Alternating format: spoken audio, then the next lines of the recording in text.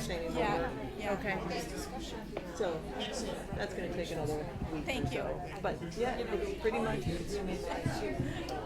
you guys have like a heat thing for paint or no?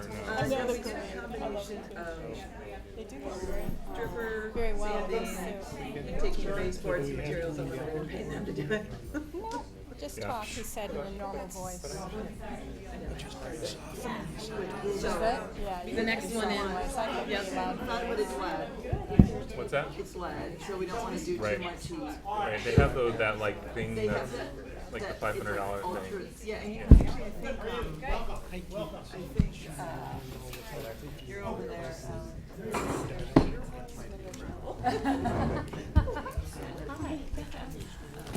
Oh, Andrea. Everett. You know, she lives 2 doors down from there. Yeah, we miss her a lot. Yeah. Oh, you do? Yeah. Yeah. Yeah, her husband still lives there. Yeah, I do. She was the owner. She's in a second. Yeah. She is. I know. Because that wasn't you want me to do it for you? Okay. Welcome, And if you want to point to anything. Where do you want me to? As long as we've been working with them since we spend all that money. No, I'm just gonna step down, if you want to take charge of that. Maybe not, yeah, but yeah. We did, oh, yeah. I know. It seems very random. There's, yeah, so you'll just introduce it and. Sure.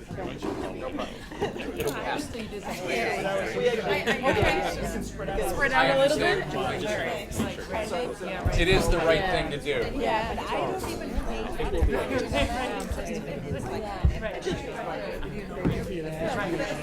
Yeah. Or I understand. Yeah, oh, Different. absolutely. Yeah, you just get, yeah, exactly. I get it. And I just sent a note to them. Right.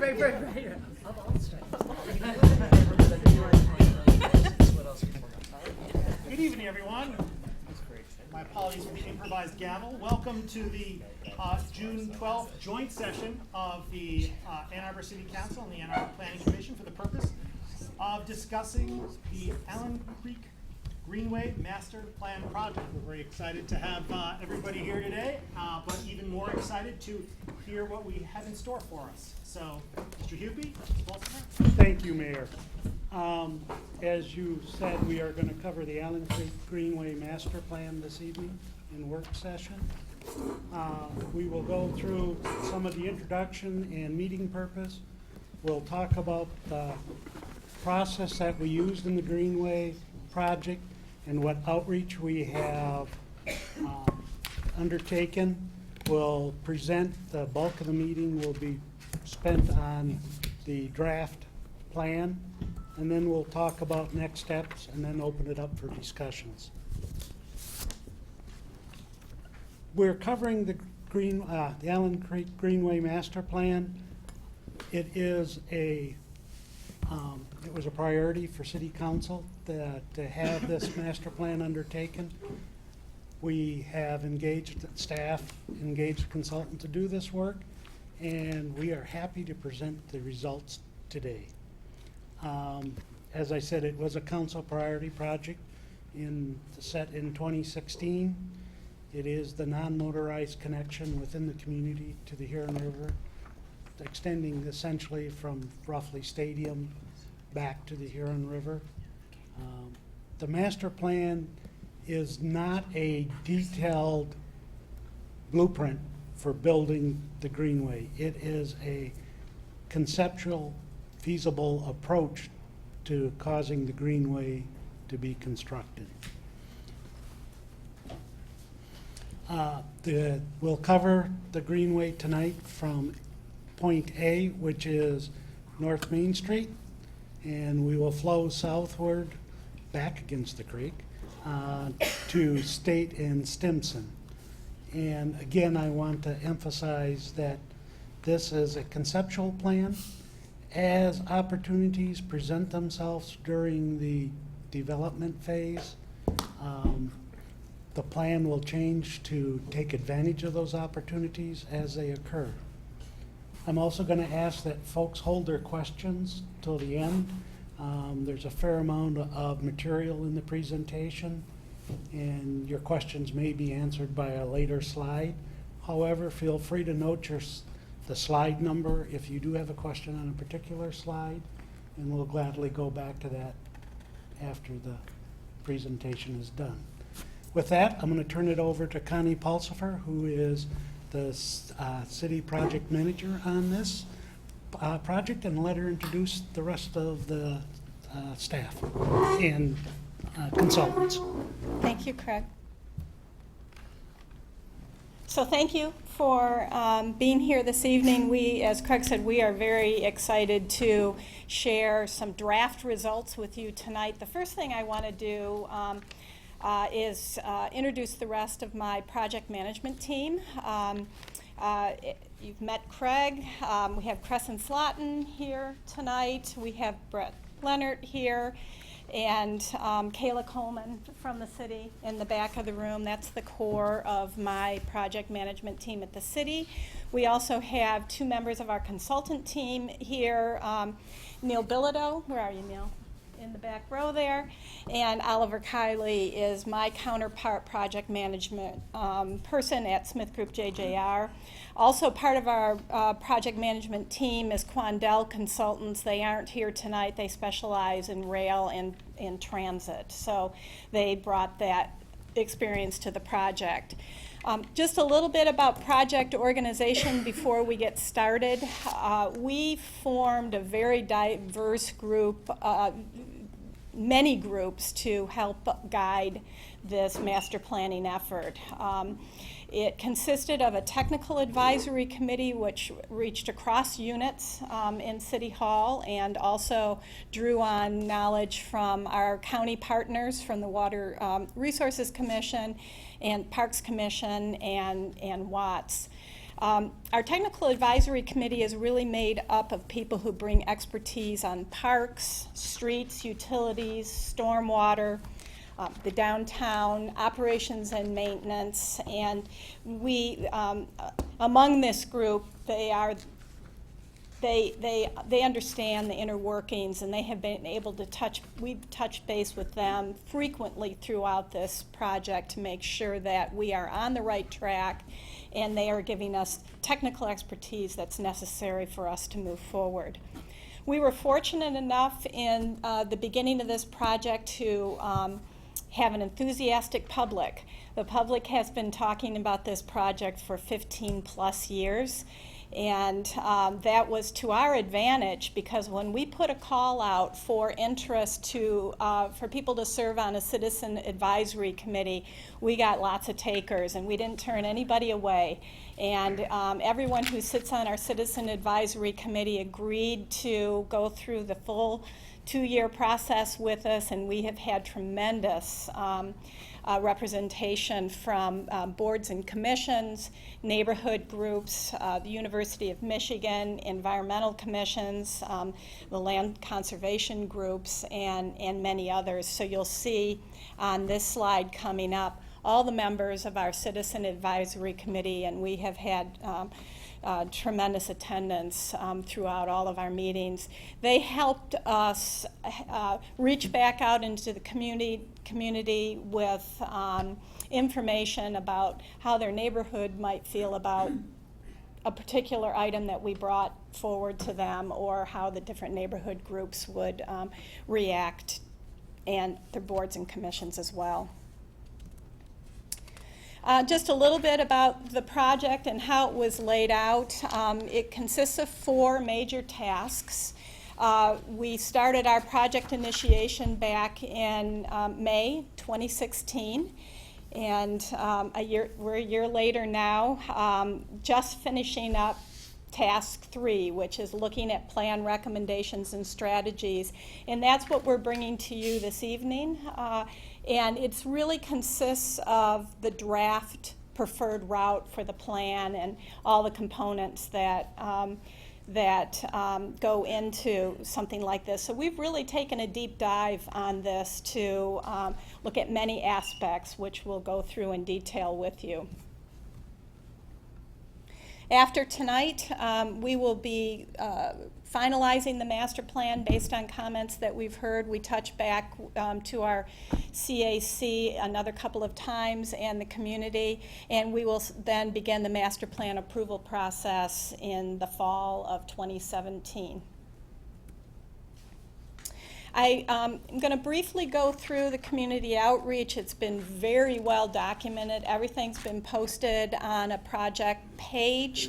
Tonight we want to spend most of our time talking about the preferred route, but I do want to touch on some common themes that we heard from the community. As I said, we had 4 CAC meetings starting back in May. Our last meeting was in April. Great participation, as I mentioned. We presented a lot of different options to the CAC, which Oliver will talk about in detail. What we heard from them very clearly is that there was a strong preference for an off-street trail, so something that doesn't run necessarily all within the public right-of-way. That's some of the case studies that we've shown you do. Most notably, the Indianapolis Cultural Trail is primarily within the street right-of-way. There was a strong preference for something that was a continuous, barrier-free facility that minimized street crossings to the extent possible. So what you see really reflects that desire from the community. They were also encouraging us to establish not just a connection and a link through the community, but also a sense of place throughout many points along the trail, so to pursue as many green space opportunities as we can, or to support other connections into neighborhoods, or to connect to bike paths. So you'll see that we've taken a lot of time in figuring out how this linkage can also connect back into the community. We've had 2 community-wide meetings, filled council chambers for both of those meetings, and had great participation. I think that says a lot about the 7 previous studies that have been done for the Allen Creek Greenway. Very interested community, have been engaged in the past, and they kind of wanted to see where we were going with it this time. And so mostly a lot of clarifying questions, you know, what's different this time that has been done than what had been done in the past. And the way we explained it is this is now becoming a council was a council priority, and we were able to receive the funding to do the level of detail to really determine the feasibility of this route. So that was a little different than some of the other studies that have been done. Lots of questions about the railroad.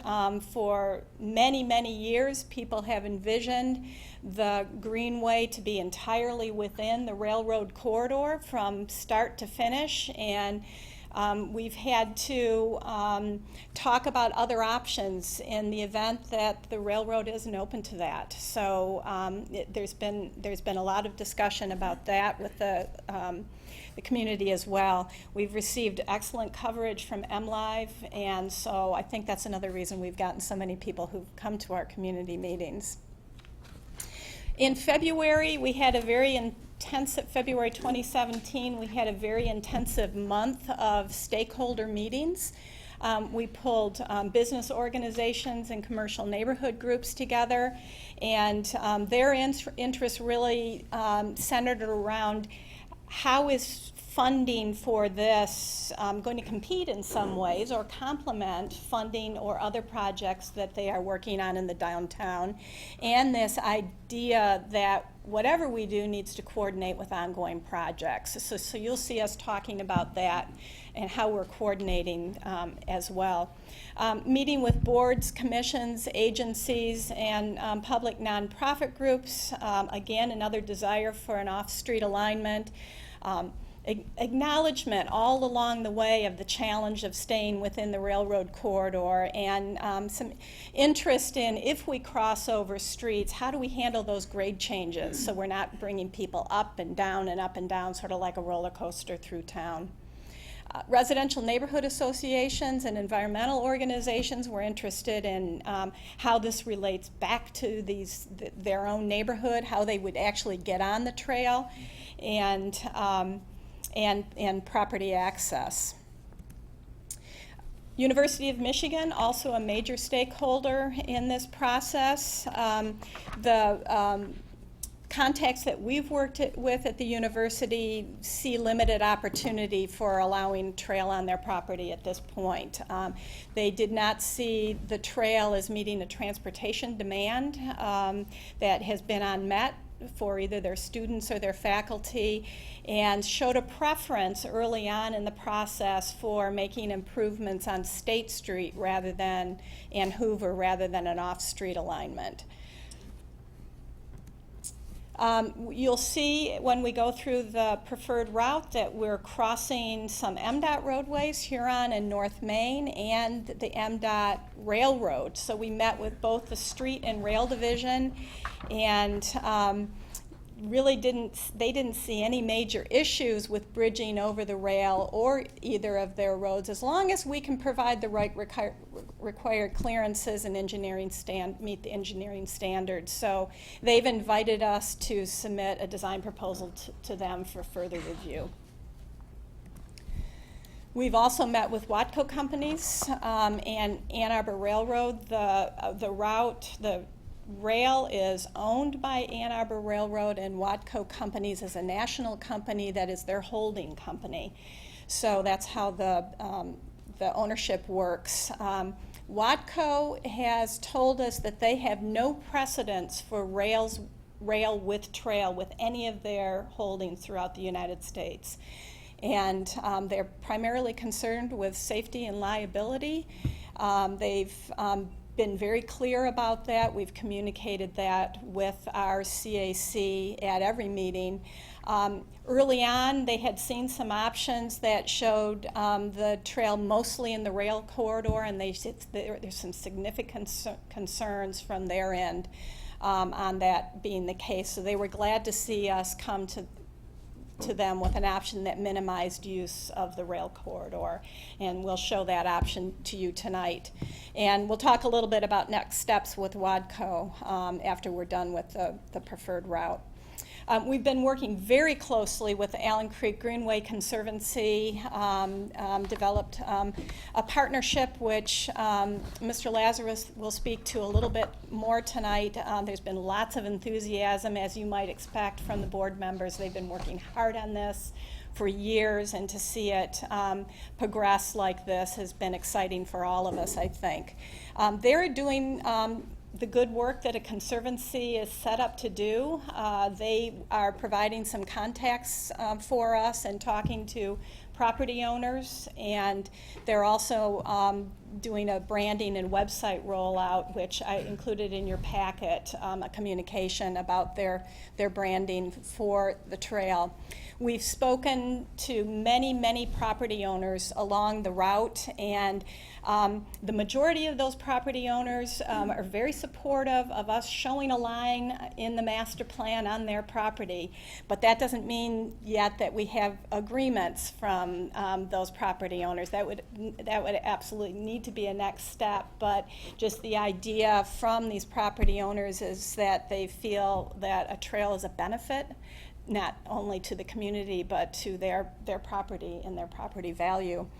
There have been a couple of new developments that have come forward to site plan review, as the planning commissioners know, and kudos to both groups here for getting two easements in place for two properties that we'll show you in more detail. And then lastly, just reiterating what Craig Hupy said, we see that there will be many opportunities in the future as the project continues. So what the route in the master plan may change over time as new opportunities arise, things that we hadn't anticipated. With that, I'm going to turn it over to Oliver Kiley, who's going to talk about the draft preferred plan. Great. Thank you, everybody, and thank you again for taking time to be here. So we'll walk through this. So a couple things. We wanted to, one of the interesting things that we've been working with our Citizens Advisory Committee quite a bit on is kind of how to frame what this trail is. The community's talked about it as kind of a greenway for a very long time. I think it's also important to recognize the very urban context that this greenway is going through. And I think that's in part has been what the Conservancy has been looking at in some of their branding as well, trying to think about what is the right way to frame the greenway, how do we name it, how do we identify it, and what are those attributes that come together for that. So we've been encouraging our CAC to think about the Allen Creek Greenway as an urban trail. This is in an urbanized area, in an urban environment. It's not to say there won't be green spaces and green things associated with it, but the need to respond to that complicated urban environment, street grids, utilities, buildings, infrastructure, all those kinds of things is really important. That said, something that's underpinned the whole design that we've been going through, and Connie mentioned this in terms of trying to have grade separated crossings over some of the bigger streets and a more continuous experience, is this idea that we want to design this trail to serve all users, all ages, and all abilities. So it's not a bike highway to be used just by commuters or just by people wanting to go really fast on their bikes, but it's also a way for families to get across town and to get to the riverfront. So we want to be embracing that whole range of users that we can accommodate on this. We've been looking also, as Connie mentioned, at a number of different case studies. And the top one here is the 606 Trail in Chicago, which uses a lot of elevated sections, very similar length. The Indianapolis Cultural Trail is a very successful project in Indianapolis. Funny name, that one. Anyway, that one's mostly on street, but it shows a good case study for how kind of these urban trails can work. As Connie mentioned too, there's this preference for an off-street trail wherever we can, and that idea that as part of the framework for the main trail, that there be other secondary connectors that can provide linkages and access points into the neighborhood, as well as opportunities for other open spaces. A lot of text on this page. We had a lot of questions from the CAC members. What kind of paving material will there be? Will it be lit? What kind of amenities will be there? And we're not down to that level of design of picking out what brick it's going to be and what the pedestrian light looks like. So this is sort of our landing page for those things that, from a design and cost standpoint, we're assuming are going to be part of the design moving forward, so that it's a paving surface that everybody can use. It'll be lit. There'll be landscaping. Stormwater management will be a part of it. This is not strictly envisioned as a flood control project. A lot of people have thought about it that way in terms of being able to manage large amounts of flood or being a larger flood project, and that's not really the focus of the trail component that we're really charged with as part of this process. It'll also include art and interpretive elements, this idea of starting to separate bicycle and pedestrian traffic where you have the room to do so. There's safety concerns that there's conflicts between different users. Sometimes separation can be beneficial. And then again, trying to have trails separated from the street rights of way. So the next couple of slides just go through at a big picture level some of the typical cross sections that we've been looking at and kind of using as our assumption as we've tested feasibility throughout the corridor and where the trail might fit. In general, what we've tried to keep in mind is this idea of a 30-foot wide corridor for the greenway, for the urban trail. And that within that corridor, there might be up to 20 of that, 20 feet might be pavement split between, say, different bicycle direction versus pedestrian traffic. There's different ways that can be sliced, with 10 or so feet left over for green space and landscaping along with it, space for lighting, benches, trash receptacles, that kind of thing. Certainly where space permits and where we have land opportunity and land access, the trail can be wider and there can be more green space for stormwater management or habitat or recreation area as part of that. There's been a lot of questions about kind of how does the trail fit within the rail corridor along some of the sections. It does, as Connie mentioned, it does still touch the rail corridor in a few areas, even though we've moved away from this idea of being entirely within the corridor. And I guess the main thing to take away from this slide is that the rail corridor in town is typically 50 feet wide. The rail tracks are right in the middle, center of it. You need at least 9 feet clear on either side of the center point of the track, just for the rail cars. And generally, so that leaves only, 16 feet left on a side. generally, in a lot of the rail with trail case studies that we looked at, you have a minimum of 15 to 20 feet of separation off the railroad track. So technically, you could get maybe an 8-foot wide pathway parallel to the railroad tracks with basically no room left over for fencing or amenities or things like that. So just from a user experience standpoint, there's reasons to maybe not try and get into the rail corridor. That said, there are places where the rail corridor is much wider and we're able to have that separation and still able to have a wide green space band for the trail. So those opportunities, we'll identify those in a little bit. And then, so we do have some sections that are on street. Again, we don't have long runs that are on street, but there may be short sections where the trail is. And in these cases, the preference is to have a separated facilities that are separated from the road, so that, again, that all ages, all abilities, you're not bringing, kids or inexperienced bike riders or people that just aren't comfortable being in the road. You're not bringing them out onto typical bike lanes. There's a protected and separated facility. In most cases, that would require removing parking on at least one side of the road, and on some of the narrower roads, would require taking parking off of both sides of the road to accommodate that. That said, this number of sections that occurs is pretty limited, so the parking impact isn't that huge. And then the final piece, this is a little bit of a strange perspective, but the trail's kind of coming up from grade and coming off the page towards you. There's a lot of sections that you'll see as we walk through the plan that are elevated. Typically this would be a 15-foot wide or wider elevated pathway. This is for both pedestrians and bicyclists. It's not for either or. And generally within that 30-foot wide trail corridor, the idea is that if this was an elevated section that's ramping up to a bridge, that down on the street level within that 30-foot corridor you could have a connector walkway that ties back into the normal sidewalk and provides a way for somebody to get back to where the ramp comes back to grade so they can get on the trail, so that you can have those frequent access points throughout the trail and get onto it in lots of different locations. Okay, so Connie had mentioned that we looked at looked at a number of different options. We looked at 4 options early on in the kind of midway through the process, and we took the approach of looking at 4 kind of hypothetical scenarios. So we said, what if we do have access to the rail corridor? What does that look like if we're completely within the rail corridor? And that's where some of these issues about the width of the trail really started to come up and said, maybe we don't even want to do this. We also looked at an option that said, what if we're not in the rail corridor, but we maximize our use of public and private land in the interest of staying off street as much as possible? What does that look like? And then we looked at 2 options, one that emphasized First Street, one that emphasized Ashley, that said, what if we just use the public land and the public street right-of-way for this trail? What does that look like? We went into this exercise knowing that at the end of the day we would have some kind of hybrid plan that would be an amalgamation of these different bits as they come together. And our Citizen Advisory Committee was aware of that as well.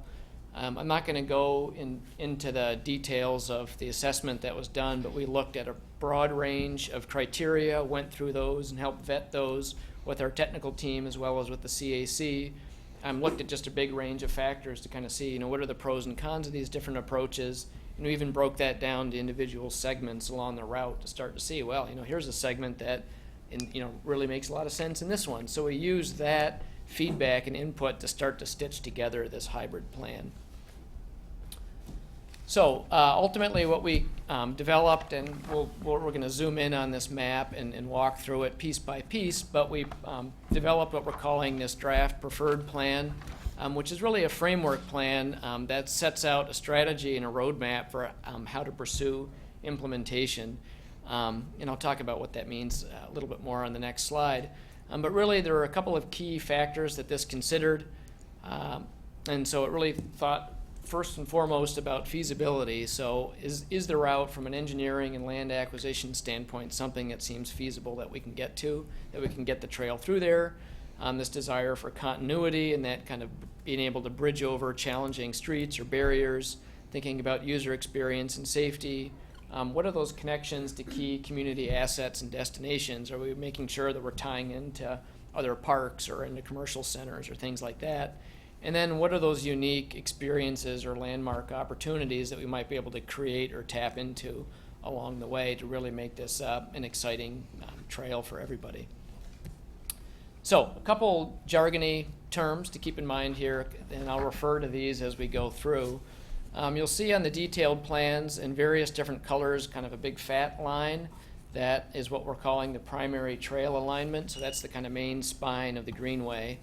In thinner lines, you'll see what we're calling near-term opportunities. And so in some cases, as this, we imagine this will be built out over time, there may be a big primary section that we can build, but then to connect from that to another one, we may need to use an on-street kind of near-term opportunity with some level of enhancement associated with that while we maybe wait for another phase to be built. We're also identifying gateway nodes, kind of major and minor ones along the way, identifying the public and private property that the trail goes through, those secondary connector paths that can help link back out to neighborhoods. And then also you'll see as we go through too, identifying what are those other coordinating projects that are happening in the community, street projects or other infrastructure projects that we need to be kind of tracking, and there's might be opportunities to kind of meet some of those goals and objectives together in a coordinated manner. And then so the last thing before we jump in, we didn't mention this earlier, but you have to kind of reorient your minds because north is to the right of the screen. And so we're going to kind of walk through these 7 different pages starting from the north and heading down to the south. Okay, so this first slide, this is looking at, and hopefully you can see my mouse here. It seems like it shows up well. This is North Main Street coming through. So a couple things to note. North Main Street, that is a future MDOT project to study that corridor more completely for in advance of a potential road reconstruction. So there may be some opportunities to enhance the kind of pedestrian or bicycling infrastructure on that road down the road. We don't know the exact time frame for when that'll all happen. That said, on the north end of the project, the goal is really to try and build a connection to the border-to-border trail. That gets us up to the north end over by M14, connects to Bandimere, and obviously to the whole border-to-border and kind of regional system. And so that's an important connection point because of that regional benefit that it has. The border-to-border trail, if you don't know, is also being integrated in the statewide Iron Bell Trail system, which will connect from Detroit all the way up to the Upper Peninsula and back down.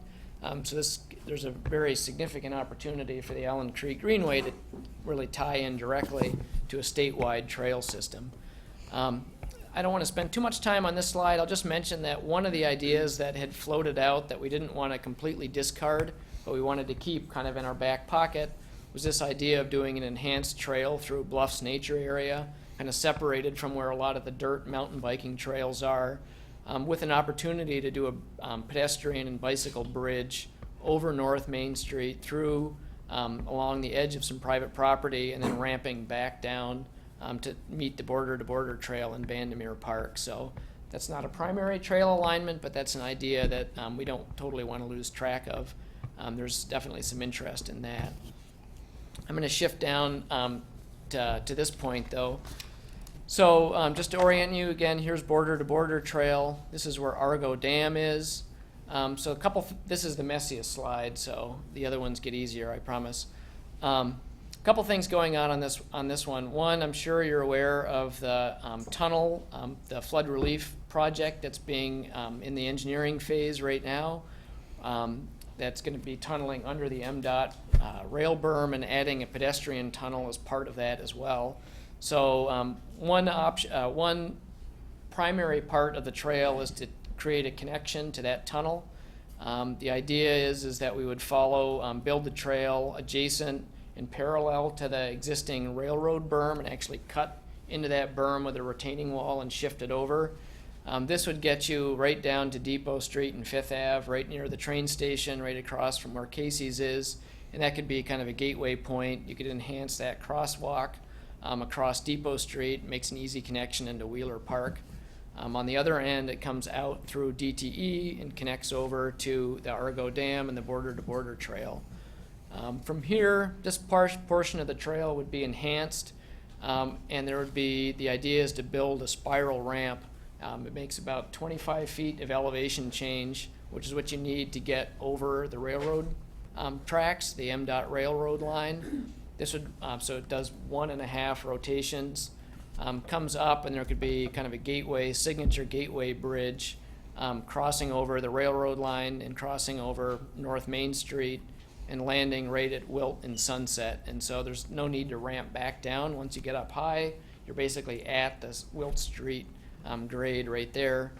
This section of the trail would follow along Wilt, partially within the rail corridor. Wilt Street is a very narrow right-of-way. So it's kind of straddles the public right-of-way with a little bit on the railroad property as well. And then we come down to Summit and Wilt Street, and this would be kind of a gateway point as you go into the 721 North Main, which is one of the publicly owned properties along the corridor. So this connection would go, oh, and one other point of orientation too. The solid lines mean it's on grade, and then the lines that are dashed means that it's an elevated section of some kind. And then the green color means it touches or impacts rail corridor. Purple means it's on public property, and then red is on private property. Although technically that's MDOT property, so that should probably be purple. So this, we would go through the western edge of 721 North Main. There's an old rail spur that has been abandoned that we could connect to from here. And so this is within rail property, but it's not, it's got a fair amount of separation off the tracks. And this old rail spur comes back down to grade at Felt Street. There could be a new mid-block crossing improvement through here. It's a pretty low traffic street on Felch. That said, Kingsley Condominiums, that project is going in right here. As part of the site plan review for that, there was a 30-foot wide easement that was secured for that project for the purpose of accommodating the greenway. That's right along the western edge here.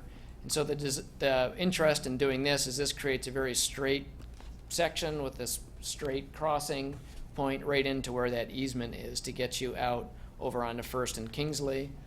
Orange is on-street, so there's a small little on-street section here. And then this is the old First and Miller not old, it's still there. The First and Miller office, small kind of office building. And so we've met with these property owners, and the idea would be to wrap around the back of their property and then transition into a ramp section and bridge over Miller. We would then drop back down on the other side of Miller, following where the railroad is in a bermed condition, and we would actually tunnel through the railroad berm at grade, and I'll continue the journey here on the next slide. One question, we've had some questions about why we're bridging over Miller. There's a couple things going on. Miller comes down like this at that point, which is one visibility issue. The road changes angle, which is a second visibility issue. And then third, you have the railroad bridge there that also is a visibility issue. So there's some great advantage of how the land is working there that would make it a fairly smooth transition through there. And from a safety and continuity standpoint, it makes sense. Something else I'll just mention really quickly on this slide too. One of the projects the DDA is looking at are improvements to the First and Ashley one-way pairs. And so that is a coordinating project that we want to be aware of. They're looking at different kinds of bicycle infrastructure and some changes to the street configuration. And so as we start to think about this project, we want to be coordinating with the DDA on that as well. So shifting down to the next slide, this is where the tunnel is underneath the berm. There's a property owner that's interested in working with the Conservancy to actually create a connection straight over to West Park through their property. That then provides access to other trails that again feed back out into the neighborhood. And Oliver, I'll just point out on that piece of property, that is actually a property that they're interested in us, the city, applying for a FEMA grant. And FEMA has actually given the go-ahead for us to make that application on behalf of that property owner. So, similar process to the property down on Felch Street, right near right adjacent to 721 North Main. So same FEMA grant process. We would come underneath the berm, and the main part of the trail would continue to the south, ramp up, bridge over Huron Street again with another kind of gateway bridge, and stay in an elevated fashion through here as it goes past the YMCA, over Washington Street, and through 415 West Washington. The land essentially comes up to meet the elevation of the railroad tracks, and so everything kind of comes back to grade very seamlessly there, and you don't have to bring people down just to bring them back up again. Again, this would be a case where there could be those connector walkways down at the street level, though, if you're at the Y, that could get you back up and onto the trail. We made a very deliberate decision as part of the design that as the trail comes through First and Liberty, to really enhance that corner and that intersection. That is kind of the key closest point into the heart of downtown, kind of the first, or the kind of Liberty and Main Street intersection. So trying to make that a very safe and appealing gateway point as a connection right into the commercial district, that seems like that there's a lot of advantage and benefit to doing that. From there, though, we would cross over, continue south on First. It would be partially within some rail property. There's a cow path that you've probably seen. The sidewalk ends right here. So continuing the trail through there, cross William, and then this is a property that's owned by Fingerly. That's just a parking lot. They use it for parking right now. We could follow parallel to the railroad corridor and go through that property. There's a few other property owners that we would need to work with to secure an easement for their property. And something that I should mention, you've probably seen little question marks on some of the properties that we're going through. In general, those are properties where we either haven't had a chance yet to meet with the property owner, or kind of we're a little bit in limbo as far as what the exact determination will be, whether or not we'll be able to get access there. So we either haven't met with them or nothing's really been shored up yet. But we don't want to lose sight of this idea. So we're keeping track of those properties as we go through. This would come down, and the trail would jump back onto Ashley, cross over Jefferson, a new mid-block crossing on Ashley. This is a bunch of property owners here that we've met with. The idea at this point would be to ramp up again, turn, follow parallel to the railroad tracks, bridge over Main Street in Madison, and then we have a 15-foot wide easement that was negotiated as part of the 615 South Main development project that runs along the back of that, parallel to the track, so we can use that easement to ramp back down to grade and land at Mosley. And that Mosley point, that could be another gateway point, again with a connection out onto Main Street for people that are trying to access the trail. Otherwise, the main branch of the trail would continue on grade through property out to Hill Street. Jump down again. So from Hill Street, we go down to the intersection of Hill, and then this is Fifth Ave, where that comes out. Yeah, Fifth Ave. So we would enhance this intersection, cross over onto U of M's Elbell Field. We've kind of looked at what would need to happen to get the trail through here. Just to be aware, the corner of the end zone of the band practice field is basically right on the property line. So we're looking at essentially taking 10 yards off the back of the field, restriping it, and then adding 10 yards onto the other end as one way of getting around that and being able to get the trail through there. We would come out onto Hoover, cross back over the railroad tracks, cross over Hoover with a mid-block crossing. At this point, these are pretty long blocks too, and there's a lot of traffic coming through here even today, so that location makes sense. We'd go through part of a U of M parking lot, and then this is a section of the rail corridor that really widens out quite substantially. It's about 140 feet wide through here. So this is one location where we think we can get enough separation between the rail and the trail to at least make that ask of the rail company. One interesting historical note, there is an old turntable for spinning train engines around, kind of buried back in here in all the weeds and overgrowth. So there could be some interesting historic kind of interpretive opportunities as part of that. So the very last zone here, we continue south in the rail corridor. The rail corridor narrows down again, so we would go back onto U of M through their parking lot, sneak within the rail corridor just underneath Stadium Boulevard, come back onto U of M property on the golf course, and that would return back out at the Stimson and State Street, which is the end point here. So again, that would be a series of intersection improvements for pedestrian safety and an opportunity for another gateway in that location. Okay, so a few things, I have a couple more slides just on some of the cost and implementation side of things. So we have put together a construction cost estimate for that whole section, basically the primary trail, not any of the near-term opportunities, but the primary trail. And this is really just an estimate of the construction costs. So that includes, the primary trail alignment, those critical connector pathways, all the bridges and elevated sections, and then that whole slide of all the assumptions, so things like benches and landscaping and wayfinding and lighting, all those kinds of things are included as part of that cost estimate. This estimate does include all the soft costs associated with the construction portion of the project, so that includes design and engineering, permitting, surveying, all that kind of stuff. What it does not include are some of the bigger unknown questions. So if there are any property acquisition or easement costs as part of this, that's not included. If there's other major utilities that might be impacted or that the city might want to address at the same time that this project is going on, those aren't included. And so you can see what those are as well, some of those other items that aren't included in this cost. That said, the trail's about 2.75 miles in length, about $3,800 a lineal foot is what that works out to, kind of on average.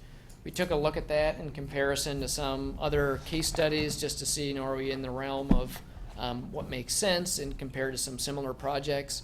The 606 project in Chicago is very similar, has even more elevated sections than the Allen Creek Greenway does. That was about $95 million for a similar length of trail. The Indianapolis Cultural Trail, longer but less money than the 606 trail, so $1,500 per lineal foot. People always have been asking the whole time we've been going through this process, well, what about the High Line? That was really cool in New York City. Well, the High Line was really expensive. That's $24,000, $500 a lineal foot, and the structure was already built for it too, right? So, very different. I mean, one thing to keep in mind on all of these comparisons, though, these are very different markets than Ann Arbor. They're more expensive markets, particularly in New York.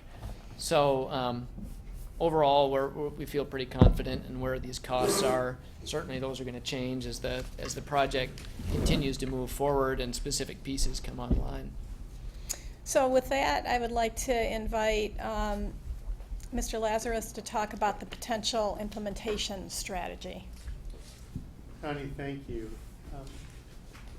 Over the past several months, we've had the opportunity to work with the Conservancy to start looking at how do we translate from a master plan to implementing the master plan and do it in a way that maintains the momentum of the work that's been done and the spirit that accompanies that.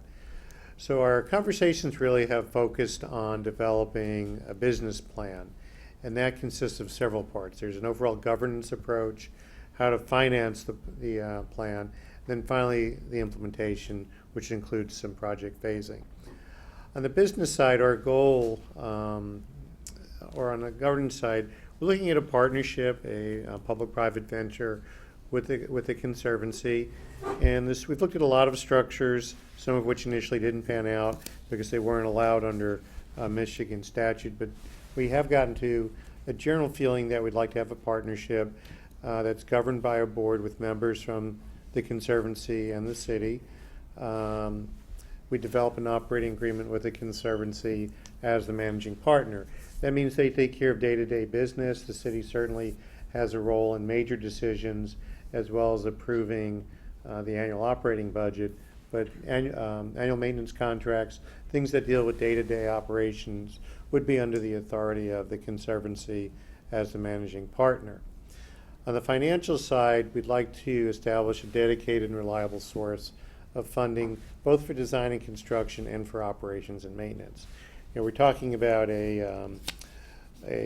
almost 3 mile urban trail that we'd want to maintain at its very highest state to be a signature facility for the city of Ann Arbor. So in looking at how to find dedicated funding, the city could bring some of its properties to the table, and those could be developed not only to raise capital, but also to have spaces that could be programmed and raise money for ongoing maintenance of the trail. Trails like this, any facility require periodic capital repair and replacement, so the plan would also have to address that. And finally, on the implementation side, we need to look from a project planning standpoint, how do we phase it? And that would include some detailed planning.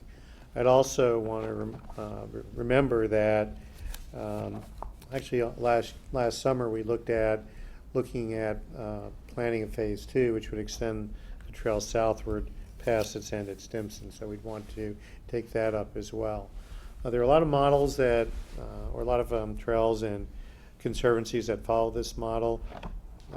While the High Line in New York may be a little bit beyond the scope of what we can reach for, there are other examples with Millennial Park in Chicago, Discovery Green in Houston, and some other areas, some other projects in urban areas that do have these kind of models. Again, our goal is, when you look at a $50 million plus price tag, with all the other competing needs we have in the city, to find a way to work with private entities to leverage properties that the city has and to come up with a source of dedicated funding that will allow us to build and maintain this at its highest state. Thank you. Thank you very much. So where are we going next? Well, we're looking forward to our discussion with Planning Commission and City Council tonight.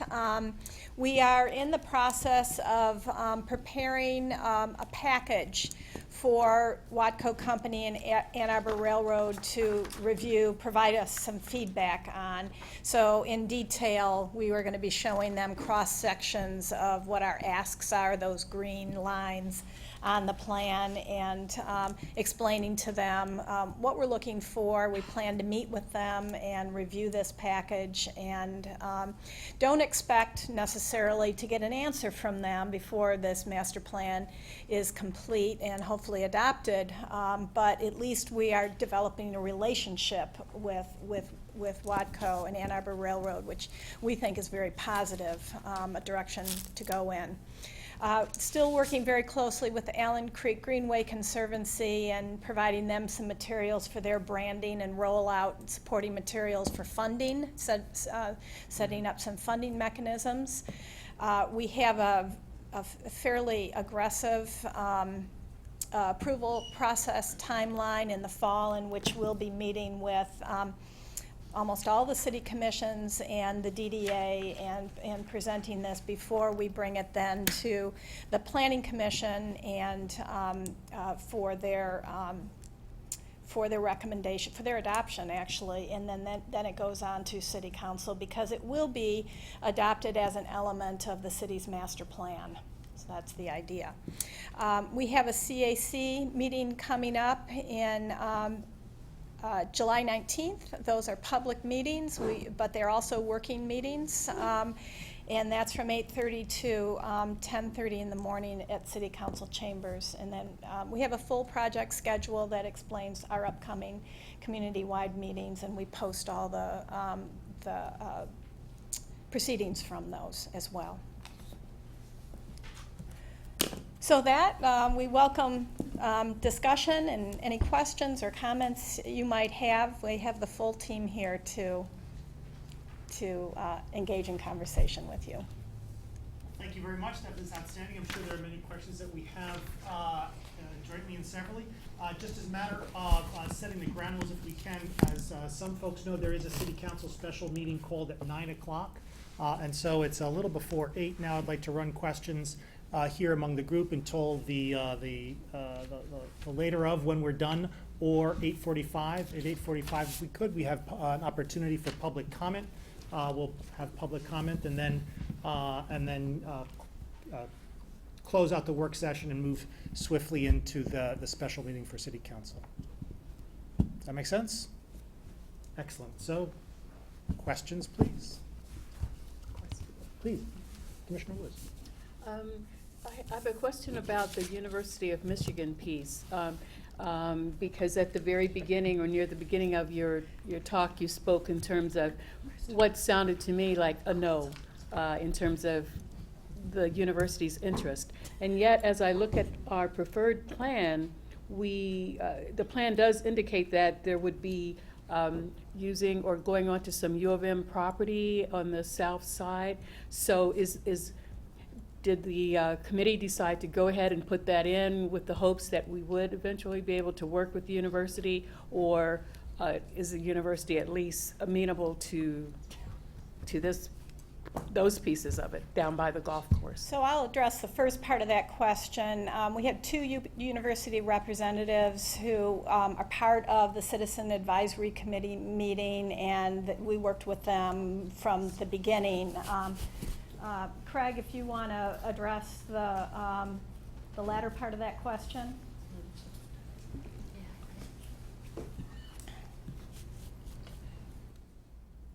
The university has not said they would embrace the project on their property. However, there are other parts of the trail. Where we have property owners that also haven't. So we're showing it merely as a question mark, saying that it's an open question yet to be resolved. Okay. With the understanding that there's many steps to go, we're very early in the process, and we don't want to lose the idea because it's our single best option through that area that doesn't bring the trail on street, which is a real strong community desire to stay off street whenever possible. Thank you. Councilmember Ackman. Thanks. Excuse me. Thank you so much for the hard work. This is the second session that I've been to, and the presentation's only getting better, so I appreciate it. With respect to stormwater management, I know there's been a lot of interest in that immediate neighborhood to address a lot of the very serious concerns that they have. And it was pointed out that one of the primary objectives of this trail would not be to mitigate the effects of stormwater. Can you speak about any secondary benefits that you're looking to implement, or maybe speak to why it is that this project is taking away that priority? Let me just point out first, and then I'll let Oliver talk about what some of those other components are, that in the beginning when we were charged for this project, it was to come up with a connection. It really wasn't to do modeling for stormwater, although we are coordinating with our stormwater folks and our partners at Washtenaw County to see where there are opportunities. One of those is obviously the berm opening on Depot, which will provide some flood relief and is very much part of this Allen Creek Greenway system. But in terms of other elements, we have several items baked in that will have some stormwater benefit perhaps, but not necessarily to provide major mitigation. Yeah, so just a couple things to add. From a design standpoint, we've taken the stance that we want to meet the city's Green Street policy as part of this design as well. So the very first cross section, I didn't really speak to it when it was up on the screen. I can kind of jump back to it as I'm talking here.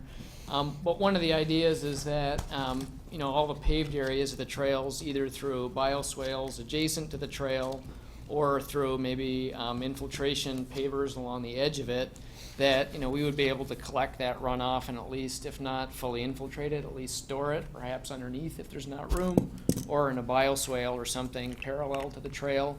That kind of deals with the stormwater runoff that's generated on the trail itself. In terms of bigger stormwater and kind of flooding issues, a couple things to know about that.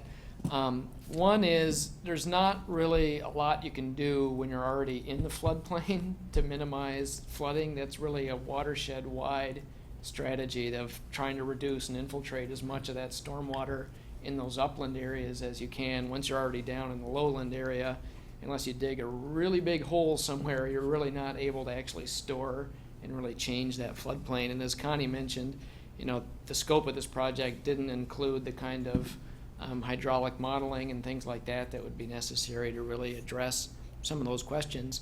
The other thing, though, that we've been trying to pay attention to throughout this process is, are there properties or places along the trail portion of the greenway where there could be opportunities for those kinds of things down the road as, future parallel projects or companion projects, while we're looking at just getting a 30-foot wide easement to accommodate the trail. If there's an opportunity to get a much larger parcel of something that's in a floodway or in the floodplain, certainly other flood improvements or stormwater improvements could be considered at that time. So, in one of the images that was shown about potential landscaping, rain gardens were included, and that street may look more like Ashley or First than any other street along the Greenway. Am I getting ahead of myself, or is there potential to see? You were thinking one of the cross sections? Yeah. No, I'm sorry. One of the supporting images there, bottom left. Oh, this one? Yeah.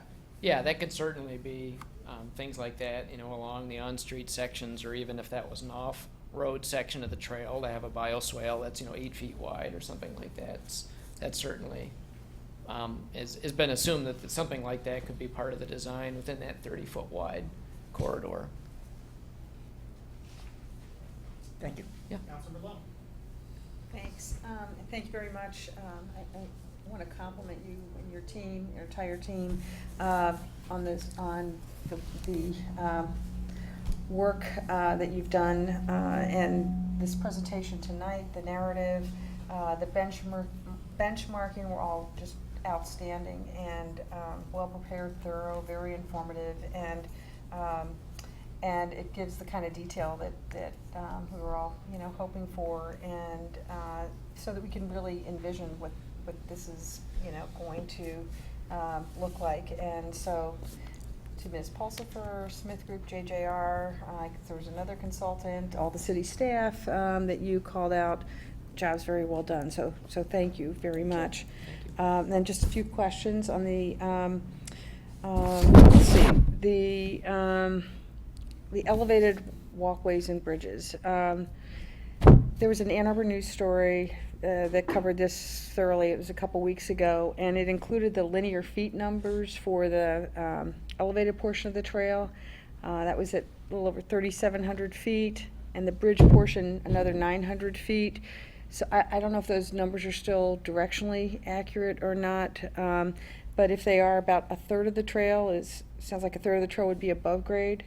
And then based on the benchmarking analysis, it seems pretty clear that elevated trails are orders of magnitude more costly than at-grade trails. So I'm wondering if and obviously that's intuitive as well, are there any elevated sections, areas in the framework plan that are considered more essential than others or more discretionary? And is that anything that you've looked at as a way to, maybe keep some costs down? Well, I will say that we prioritized elevated trails at the major roadways. So North Main, Huron, Miller, because of its site distant issues and the amount of traffic that's on it, South Main as a gateway into downtown. So those were prioritized. We are also very sensitive to the fact that we wanted to avoid this roller coaster effect. So there were some areas that were very challenging for other reasons where it just made sense to connect those elevated crossings to the next elevated crossing, so making it a complete elevated connection. Certainly, there's some areas that are discretionary. This is our preferred route, but in most cases, we do show other options adjacent to it. So if funding doesn't become available for as many elevated sections as we like, there are other alternatives that are shown in the master plan. But the desire from the community is, because we are all ages, all abilities as users for this, we really wanted to make sure that we avoided street at-grade street crossings at those busy intersections. Okay, got it. Just one follow-up too, based on the MLive article that had walked through, that was on the prior version of this preferred plan. And so there is, to your point about where there are opportunities to maybe reduce some of that, that plan had, as the elevated portion, as we showed tonight, along the 615 South Main redevelopment project, that comes back to grade and kind of lands at grade at Mosley. The previous iteration of the plan had kept in an elevated fashion, had crossed over Hill Street elevated and used an elevated walkway to actually go over the U of M's marching band practice field. So that was a pretty significant length of section. I don't have the exact number, maybe 500 or 600 feet of elevated trail that has been pulled out. It's not in this iteration. version, Correct. right. Yeah. So that was one area where kind of did a little bit of arm wrangling and said, does it really make sense to keep this here? So. Thank you. Yeah. Okay, question about the governance and operating structure. On the slide covering the implementation strategy, and the potential operating governance structures, partnerships with the Allen Creek Greenway Conservancy, and with them taking the lead in managing operations. I think that makes a lot of sense. And it also seems to be the predominant model used by other cities. What would be the plan to discuss those aspects in detail? Maybe we could have a possible work session with the Allen Creek Greenway Conservancy, and I'm just tossing that out there. And also wondering what you see as the timeline to discuss and adopt the structures for implementation. I guess it would be for you, Mr. Lazarus. In our last meeting, we discussed coming back with the framework of a business plan within a working group, really towards the end of the summer. Okay. And I think at that point it may be appropriate to come back and have the conversation, since we'll have a straw man type diagram. One thing that I did not mention before that I also want to highlight is the financial plan is built so that it provides the Conservancy with the opportunity to conduct a capital campaign, so that there can be things that they can get some donors for, as well as some sponsorship. I think our experience, both individually and collectively, is that it's easier to get people to donate for things that are a permanent structure. So the thought in the operating plan was to provide the ongoing revenue to support O&M, which is a little bit harder to raise money for. But I think as we get towards the end of the summer, it'd be a good chance to have a conversation with council about what that looks like. Okay, and then just follow up. Again, it would be helpful to see, the detail of the management proposal. Do you have a ballpark sense of what the ongoing operating and maintenance costs would be for the framework plan? I don't. That's something we've talked with city staff about developing, so we're putting together a list of what some of the maintenance items and things like that would need to be, and then we can work with Connie and other city staff to kind of get that estimate. Okay, great, thanks. Councilmember Warpahowski. I'm sorry, Councilmember Grant.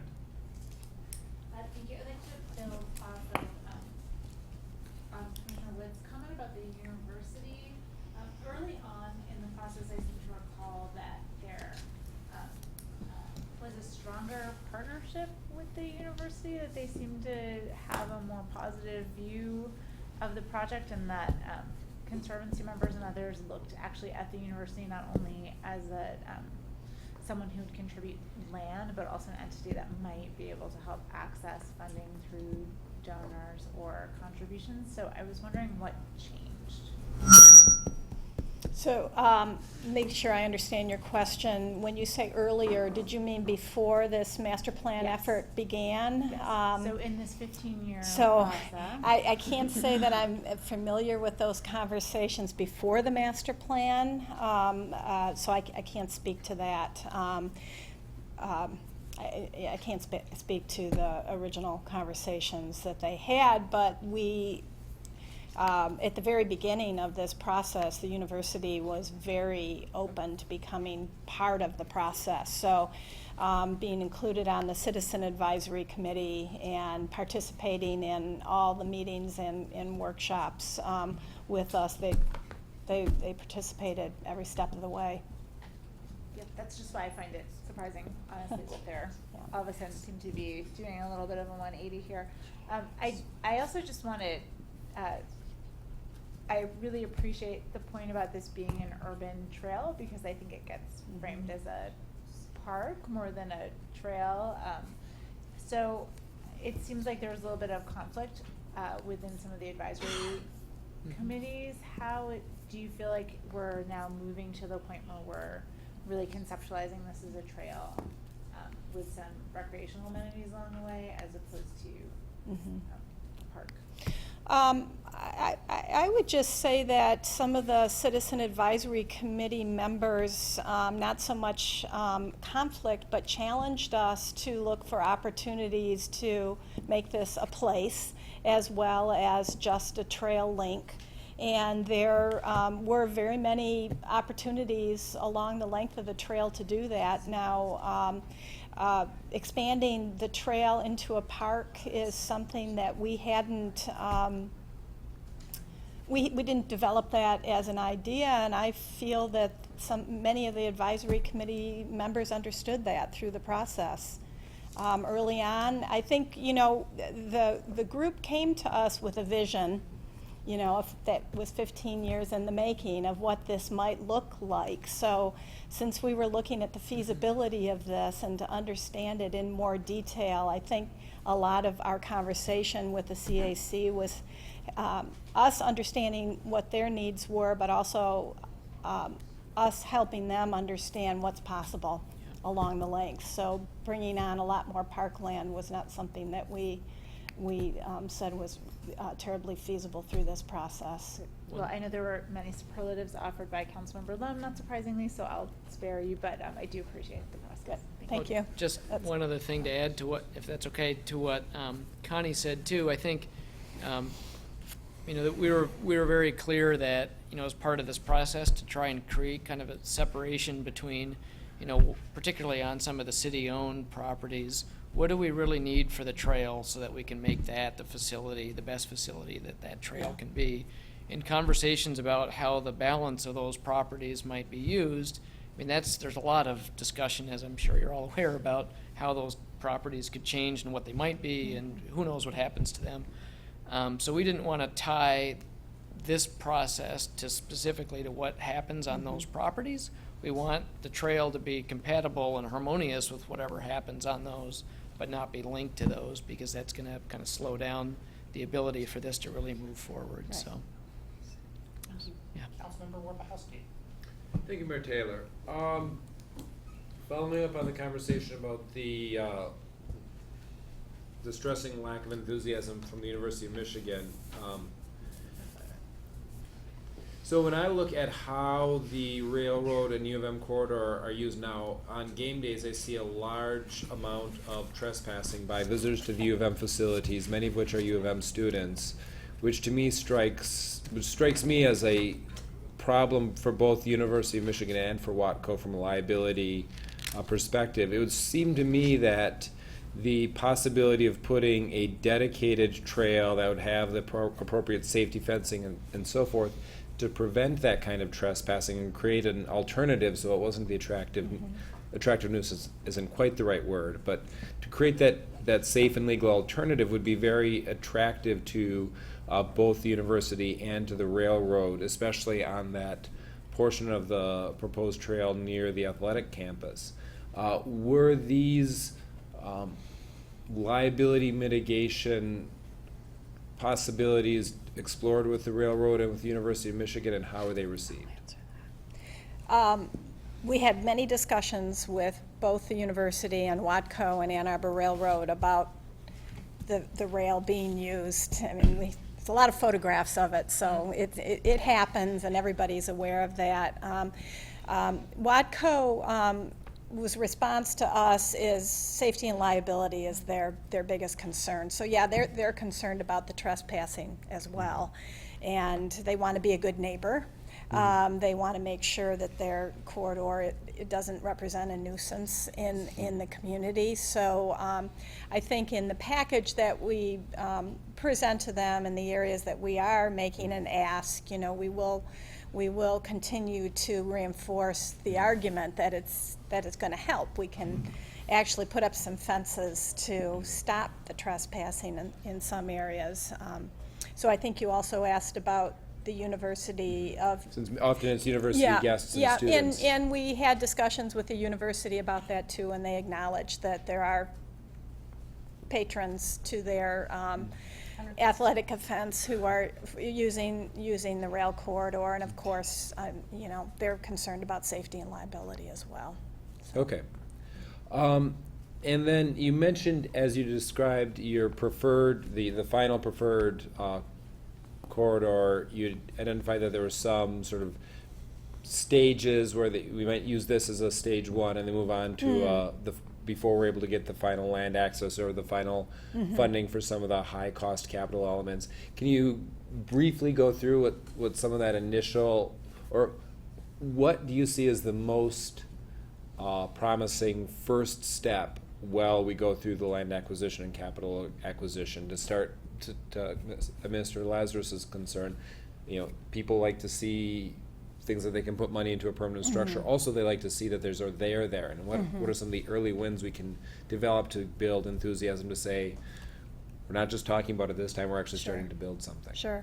So there's lots of different approaches. There's sponsorships, and then there's also grant funding.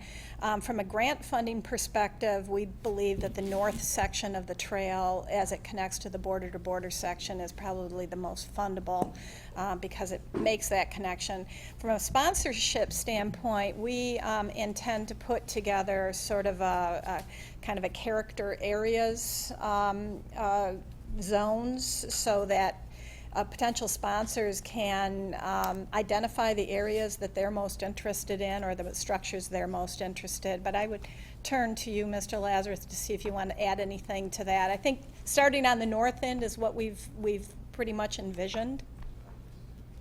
So separate from the Greenway, the Allen Creek berm opening project will proceed within the next couple of years, and that'll open up access to the border-to-border trail as well as the south side of the riverfront. So those things start to get people out and about more along the trace of the trail. We've talked about the city-owned properties providing opportunities for development that will include prominent trail features that can be connected by on-road portions. Those are things that we can control as well, and they also provide opportunities for sponsorship and for donations. So those are some areas that have high impact. I think that could be advanced pretty more quickly maybe than others. If I could just go back and Sure. you know, just being relatively new to some of the conversations with U of M, they have master plans for development of their facilities that they're concerned about, but you know, things tend to change over time, and success breeds success. And as we even told them, you know, never is an awfully long time in terms of saying that, you know, that they're not going to do things. So I think part of this is keeping our options open as long as we can on some of the segments, and having on-street portions as an interim workaround will be significant, but we will commit to making those safe and attractive as well. And sometimes when you do that, the price of that is more damaging than building off-road segments, because you talk about narrowing roadways, taking parking out in front of some critical facilities, on narrowing lanes also has an impact. So I think you have to see how things develop over the course of time, but those areas that we do control the property and the ability to move forward, combined with the berm opening project, give us some really good opportunities for maybe not quick successes, but initial successes. I have Commissioner Weatherby, Councilmember Westphal, Councilmember Eaton. Commissioner Weatherby.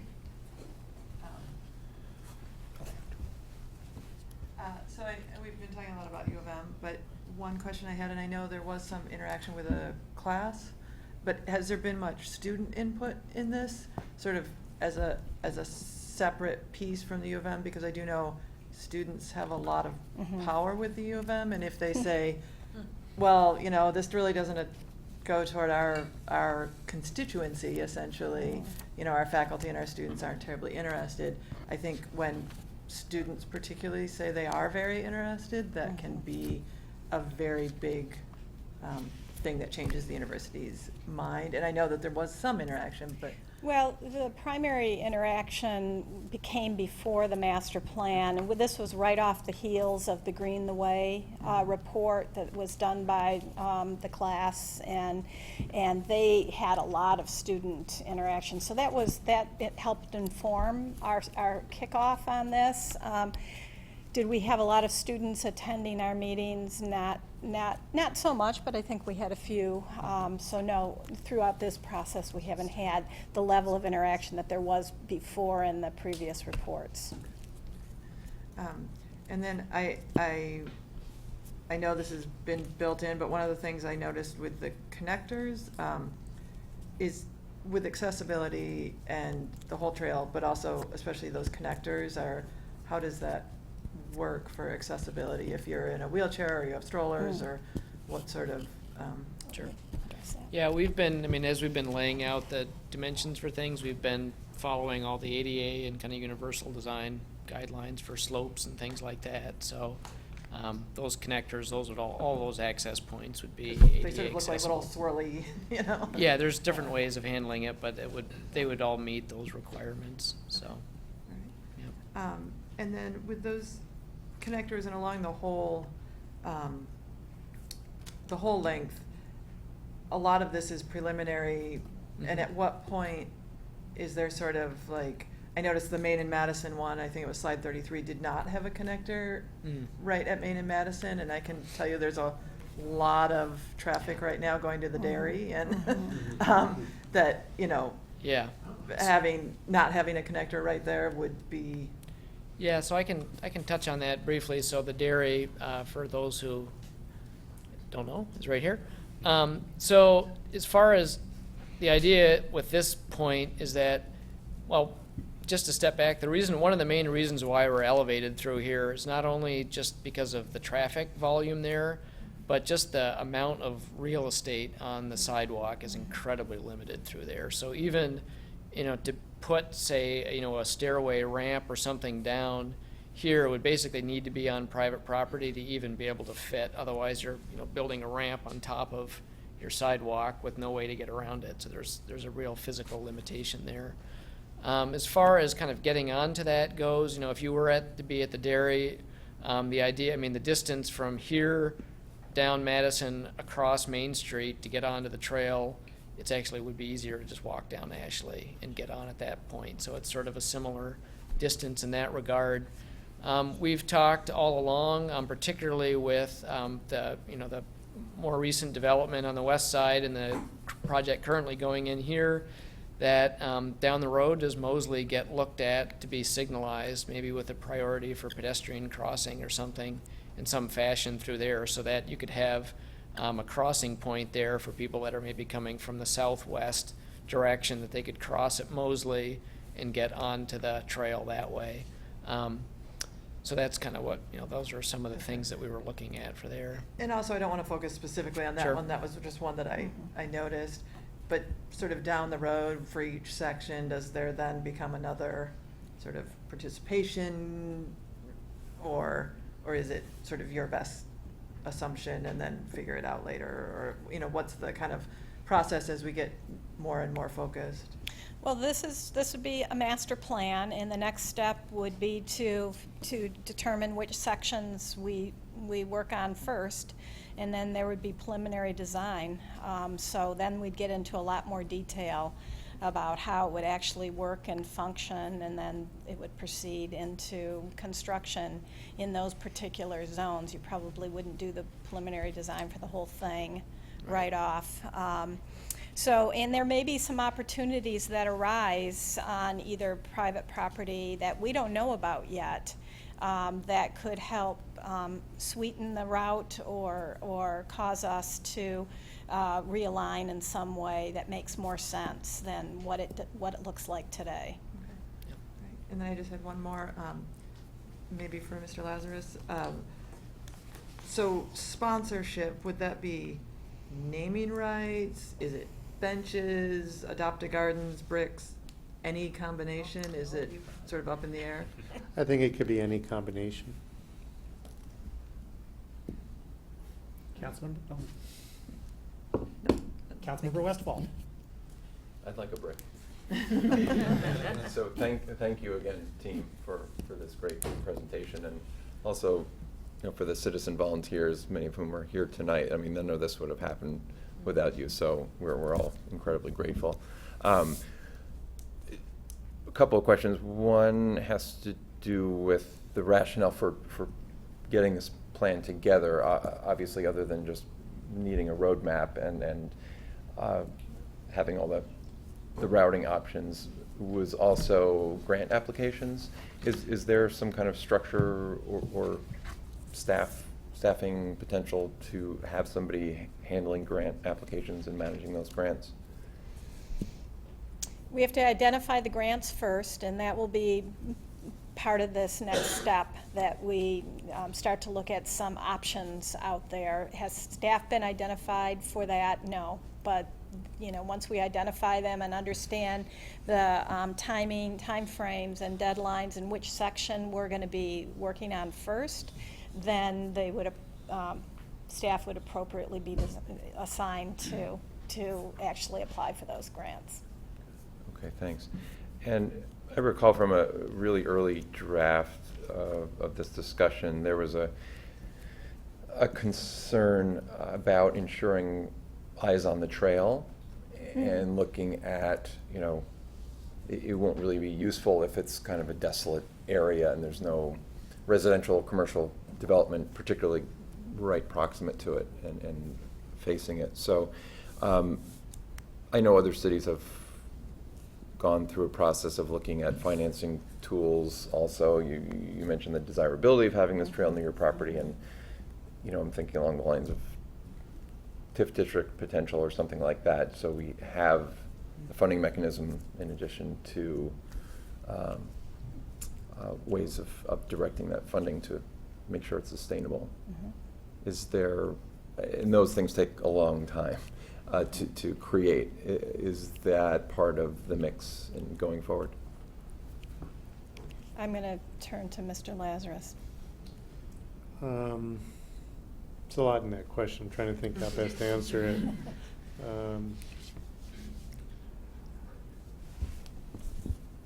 You want to take a first stab? Oliver, do you want to take a stab at it? I guess I would just say that's one of many tools in the toolbox for these kinds of projects, so it's certainly something to keep in mind and to think about. I think from, I don't know if the safety question was another one that was a specific question, or is it if it was coupled to kind of the idea of redevelopment sort of happening around the trail. I think that is certainly one aspect of it. I think part of pushing the design to be what it is, to say, this is, we want a 30-foot wide corridor for this trail.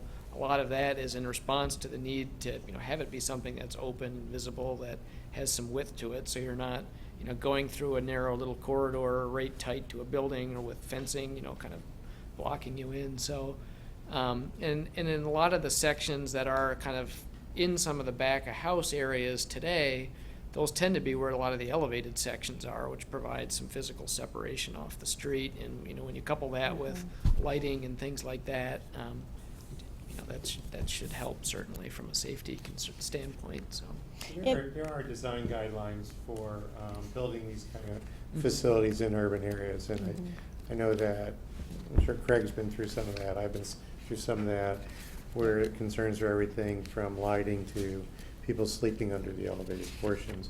And some of that can be addressed through design.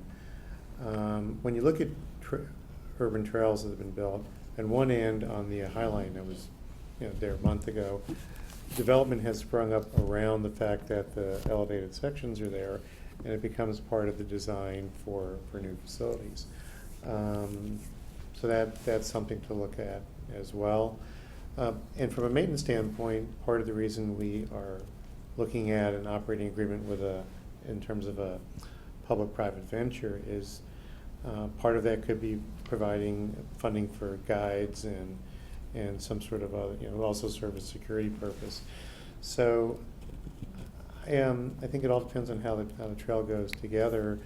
I've built urban trails that run through dark areas, and there hasn't even really been a lot of light there, but because the amount of activity that occurs, they're safe as well. So I don't think there's a single answer. The reason I hesitated was I was trying to find the right words to discuss the fact that I've had the opportunity to build trails like this in areas where they've been transformative in nature in and around some neighborhoods, and that's good and bad depending on the perspective. But so I think it comes with building it, comes with the development, comes with the changes that occur. Thank you. Councilmember Egan. Thank you. On page 36, it estimates the cost, and then it lists some things that are not included in the cost, including environmental remediation. But it seems like all the cross-sections showed bioswales and green space and all of that. So what is it that you're saying isn't included when you say environmental remediation? If there was any cleanup required on any of the properties. Also, Yeah. like brownfield. Brownfield, yeah, Okay. yeah. Thank you so much. And I just wanted to thank everybody that's participated in this. This is really coming together very nicely, and I really appreciate all the effort that you put into it. Thank you. Thanks. Commissioner Klein. Thank you, Mayor Taylor. I'll also start off by thanking everyone who's been working on this, both from the city and the community side. It's really it's taken a lot of effort and come a long ways, but it shows, and I think there's a vision out there that people can start to understand. So I'm going to ask a couple of questions on maybe more boring things. The first one is about, you mentioned a couple times Phase 2, which I think is intended to extend from Stinson south somewhere? To the city. City limits or something? Yeah. I realize the study hasn't focused on that. Is the thinking, though, that might help it become a little bit more of a commuter trail? And if so, would that help with any grant applications for transportation grants and things like that? It could potentially. I mean, if it ran along the State Street corridor, that would be commuter potentially, but for any businesses or housing in that area, it could also be a great way to get to the athletic campus. It would be a great way for people who are using the southern athletic campus to get to the main part of campus. So there's be some real benefits, I think, both to the university and to businesses down in the Briarwood area to provide a better connection up to into the downtown. So there might be some possibility, actually, there's some people who have some very strong interest in seeing that part developed. I would think so. Talking about it. Yep. Any sort of connection just makes the system better. Right. Yeah. And then the second part of my question is the rough numbers that you guys gave us, the cost of 53 to 57 million, not including that long list of things. That's, I assume, in 2017 dollars? Yeah, so that doesn't include an escalation for. Right. And so, one thing going forward, even though it's hard to kind of swallow and say, well, when are we actually going to build it, and let's add that on now, but as you go from a master plan to starting to look at segments of it, I think so that people aren't surprised to find out that, in 5 years it's going to cost X millions more. I think you might want to start thinking about how you build that into the different segments of it, so that it's not a surprise later on. You come back to council or something like that. Yeah, good point. And then just one word of encouragement. So I was actively involved in the Bucktown Community Organization in Chicago in early 1990s when we started talking about this, converting this elevated train right away into some kind of a bike path trail, which has become the 606. And I can't claim any real credit, but if you stick with it, I think it can happen. So. Yeah. Good. Cool. Councilmember Frenzel. You said you'd like to start working from the north towards the south. Can you explain? I know you intonated to a couple reasons why, but can you explain that more specifically for me? At this point, we haven't specifically done the work that defines what makes most sense. So that's sort of our next step to look at kind of character areas and what makes most sense to start with first. The reason I mentioned the north section is because of the potential to connect to the border-to-border trail. Mm-hmm. And so that's specifically the reason for the north section. As Mr. Hupy said in the beginning, at the introduction, you know, some of this may become opportunistic. Somebody may be very interested in the connection downtown near 415 and the Liberty intersection there. That might be of particular interest to some sponsors or others. So we kind of have to define the areas, describe them well, help people understand what the vision is in each one of those areas, so that once the funding really takes off, people can start to identify those. And then it's going to be up to an implementation team to really figure out how to stitch it together, so you don't have some disparate pieces being developed that are not connected to each other. Right. The only other thought that came to mind in that, and I understand that the border-to-border trail is part of a series of things that could have more funding allocated at this point in time and maybe not in the future. But there's a lot of greenway natural access on this end of town, and less so on the other end of town, and so that sort of equity issue along On the south end. how it's implemented should come to mind also a little. I mean, there's a bunch of different parks there good too. point. So, can you tell me how many number of parcels or percentage of distance of those private properties have question marks on them? I wasn't counting. Roughly. Roughly, I think probably about a dozen, I would say. Yeah. 1, 2, 3, 4, 5. There's about six. I think there's about a half a dozen up till you hit U of M that's got a couple of big question marks. Yeah. And some of those have just been coordination.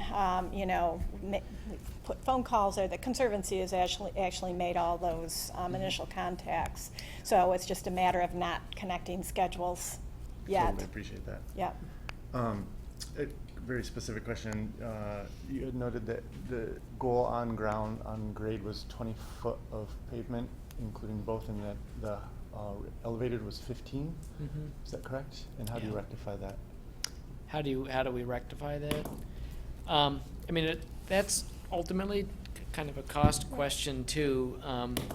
You know, we've also looked at, for instance, there's a flyover project, this Navy Pier flyover project that's kind of wrapping up construction in Chicago right now. I think that's a 16-foot wide elevated trail. Just the wider those elevated sections get, the cost really starts to escalate. So I think depending on, you know, funding as we start to get into that design phase, you know, it'd be great if it could be 20 feet wide still, but that's you know, the cost kind of ramps up and up and up the wider it gets. So the idea with the 20-foot one when it's on grade is that you can really have a separation of uses between the pedestrian and the bike traffic. And then it would switch to more of a shared use path kind of design when you get into the elevated sections, just to try and save some money on the width. So, thank you. Commissioner Briggs. So a couple questions. Great, of course. I wanted to follow up on the question regarding the boundary of State and Stimson. I know through the South Street corridor planning process, you know, there was kind of interest in pulling that trail further down, and just kind of the process for if there's the potential to secure easements further down. How does that, you know, how do we think about that right now? So the way we have discussed this both with City Council and with staff is that we would seek opportunities as projects come online. If we know of something that happens in that South Street corridor, we don't want to miss an opportunity. So we keep our ears open for that. And then simultaneously be looking for opportunities in a future capital improvement plan to actually get funding allocated to do a study south of Stimson to Ellsworth. So it's a combination of things. We need the funding, but we also don't want to miss opportunities. Okay, thanks. And then also, in terms of the framing of having it be either an urban trail, which is sort of implies a little bit more transportation versus a linear park, is our framing, does that have any, I mean, at some point it probably has some implications in terms of what sort of millages are accessible pots of funding. Has that come up in the planning process? Millages? Yeah, I mean, just the parks millage versus Right. transportation millage. I'm just curious how that plays into this. And We have not had those discussions about potential millages, but we have, one of the reasons that we have encouraged the Conservancy to do the branding for the urban trail and to think about this as an urban trail is just the character of the area that the trail goes through. It's a downtown environment, and it not to be confused with the Greenbelt program or other potential park development projects. So we wanted to be very clear that this was a trail through an urban environment. So future discussions will need to happen if some sort of funding happens through millages. We haven't had those yet. okay, thanks. We have shade over 5 minutes left. Is there anyone who hasn't yet asked a question? Councilman Kalasan. Yeah, since we are exploring TIFs and millages, I was just wondering whether while the master planning is going, I just looked up the Elizabeth Dean Fund that was established in 1964. Somebody endowed $2 million. It's probably in current value, probably $20 million. So I'm not expecting one person to endow that amount of money, but where should we set up as a city an endowment fund for the Greenway, a separate fund, or is it going to be is there going to be another trustee who's going to, because I'm a CPA, I see a lot of people leave legacy. I mean, a lot of them leave lots of money to University of Michigan. I mean, this might be another option that Ann Arborites might consider. So I think setting it up, even if it might trickle in right now, but I think in the long run, we should start for capital projects. Yeah, couldn't agree more that it's going to be multiple sources of funding, from public funding to private funding. And I think the key is to set up the structure so that we can leverage those funds as interest comes forward, and formulating a plan, as Mr. Lazarus has talked about in an initial way. So we haven't identified each type of fund, but we know we need to set up a structure to pursue those. Set up a structure for individuals when they write up their will, there is Their estate planning, yes. Yeah, that there is actually a fund that Sure. they can put it on their will. So. Sure. Thank you. So one of the advantages of having a private partner is they're more used to raising private monies than we are in addressing very many of the concerns that you've raised. Whether it's a park or transportation asset, to some extent depends on the greater freedom we have to secure funds and use them. Parklands, as we know, are very restrictive.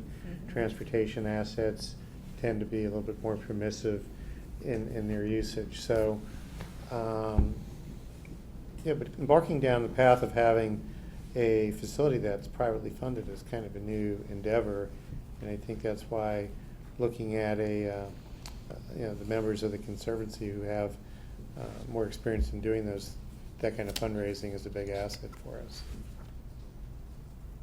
Councilmember Lum? Thanks. Just to follow, I think, estate planning is certainly one great, opportunity to consider. I will just say about the Elizabeth Dean Fund. I used to be on that committee years ago, and it's a very generous gift. However, investments could only be made in treasuries, so it hasn't grown. And Ms. Dean didn't have children, and anyway, for various reasons, it could never be changed. So, and attempts have been made, so there were limitations with that as a potential funding source. Just a question about the master plan timing, because the original schedule was for the master plan, the original schedule for it to be completed and adopted by the end of this year. And I'm just wondering if we're still on track for that, and if there are any actions council needs to take to, in the meantime, to protect the route or to facilitate completing the master plan. We just need to get on your schedule, and Okay. we are on schedule, actually a little ahead of schedule.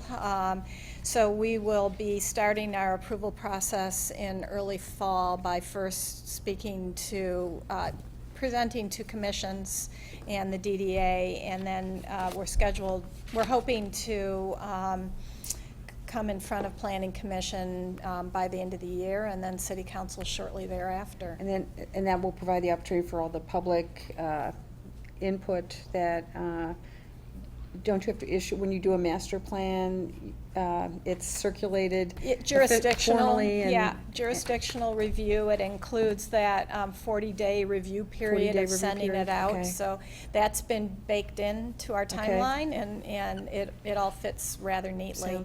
Sounds Yeah. good.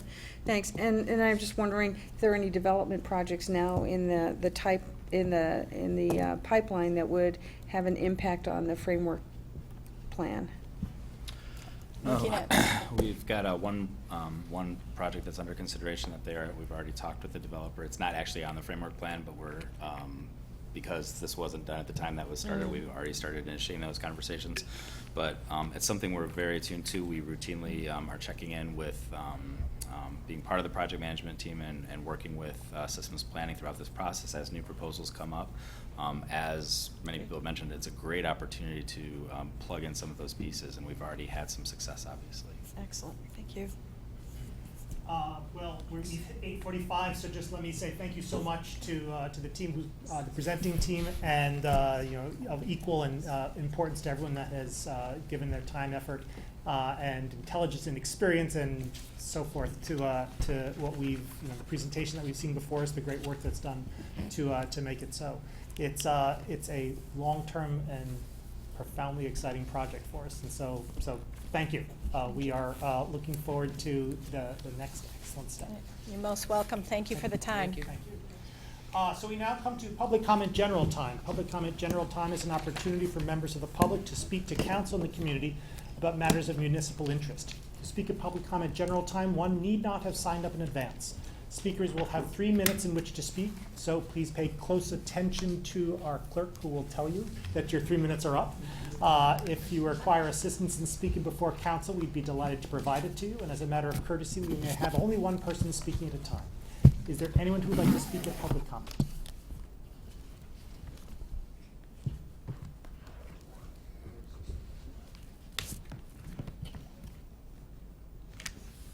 Hi, my name is Vince Caruso. Is it on? It's not on. I think it's on. Oh, there it is. So I have 556 Glendale Circle. Coordinating member for the Allens Creek Watershed Group. Executive committee with the Sierra Club Huron Valley Group. Also a member of the CAC, the Greenway CAC. I'd like to see so many people here tonight from the CAC. Speaking for myself and the Watershed Group, we strongly support what the city is doing toward a greenway. We hope it turns out to be a greenway and not just a path. That I think we have great potential here in Ann Arbor for a real signature facility, and I think if it's a lot of times economics and environment go hand in hand, and I think if we do this right, it could be a great economic benefit to the city. Anybody who's along this route will tell you that it's going to be a huge benefit. We need to get people out of their cars, people out walking, meeting their neighbors. This is one great way to do that. So the U of M did a study where they actually showed that taking a walk through the park is better than taking antidepressants. So it's a lot cheaper too, and healthier. So I think, we do have a great opportunity here. The Watershed Group has been working on this for a number of years. That our watershed management plan that we wrote was adopted by the city, the county, and the state, and it alludes to a greenway and the benefits of a greenway. I'll just give you an example. One greenway, Kalamazoo, did a greenway on the Arcadia Creek. They used to have a part of that city that flooded all the time. I mean, it would flood almost every year, and it was a slummy area. And Ann Weston Spurn, the great planner, who wrote a book, landscape book, I forget the name of it, but said, these neighborhoods don't become slums because of the people who live there. It's because generally they flood out. And she went to Pennsylvania and stopped development in a floodplain and created a greenway. Went to Boston where they wanted to build out the floodplain, and they also created a greenway. So there's a lot of examples. I think Kalamazoo, their tax rate went way up very quickly, became a very desirable part of the city. I'm sure it paid for itself very quickly. And without flooding, it has become a very nice part of the city. Takes a part of the city that was just totally unusable and has become very desirable. One thing, Jim Costeva sat at one of my tables at the CAC meeting, and he indicated to me and some of the others who were at that table that he was supportive of the U of M working on this on the west side of the track near their facilities. He thought it would be a great amenity for the city, and the university would like to join in on that. I think once this is built, there'll be a tremendous number of people using this almost day one, and grant money will be easily, acquired using that. Thank you. Thank you.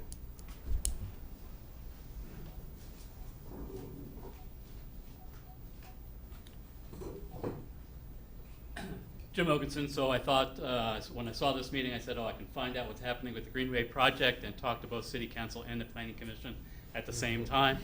And so I'm going to do that. I'm going to talk a little bit about housing. Non-discrimination ordinance says that you can't discriminate based on student status, which means whether you are a student or whether you're not a student.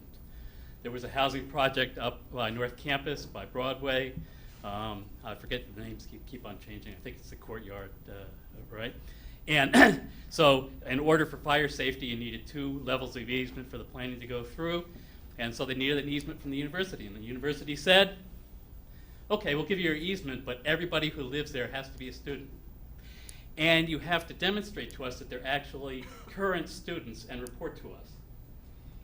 Now, and it was a bit of an issue because they required the developer to violate the non-discrimination ordinance, right?